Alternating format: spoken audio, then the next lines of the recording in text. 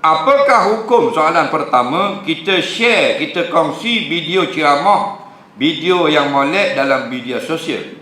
Walaupun kita bukan orang yang baik dan masih dalam membaiki diri. Baik.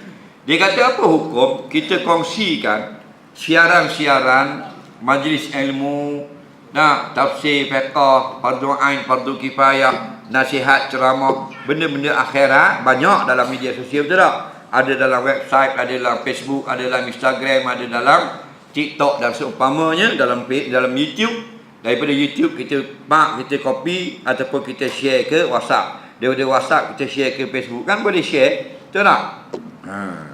Maka siapa yang berkongsi benda yang baik, dia dikira sama melakukan kebaikan. Dan dia sudah menunaikan perintah Allah. Walaupun melalui media sosial. Patut perbanyakkan share yang baik-baik. Okey? Sebab Allah kata ta'awanu 'alal birri wat taqwa. Salinglah kamu bertolongan atau tolong menolong dalam perkara baik dan perkara takwa. Okey? Wala ta'awanu 'alal ismi wal 'udwan. Dalam bab dosa dan permusuhan jangan share. Kerana share dikira ta'awun, bertolong-tolongan. Okey? Tapi kita ramai ni terbit gambar orang puang nampak kopek, share lalu. Boh dalam Facebook, daripada Facebook boh dalam WhatsApp. Tahu tak? Kerana dosa tak? Kita tunjuk orang, dia tak syarat kita baik, dia kata dia baru nak baiki diri. Tak ada masalah. Orang fasik pun dia dapat pahala kalau dia cegah kemungkaran.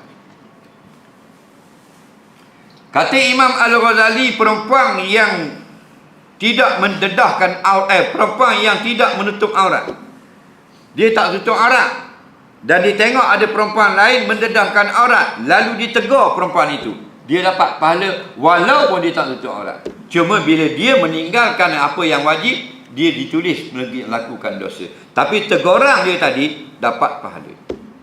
Faham lagi? Kalau kita nak nanti kita jadi bersih daripada dosa, baru boleh kita nak berdakwah. Nabi seorang boleh berdakwah. Kerana hanya Nabi yang maksum. Faham tak? Lain pada Nabi tidak maksum. Kita maksum. Awak tak tapir.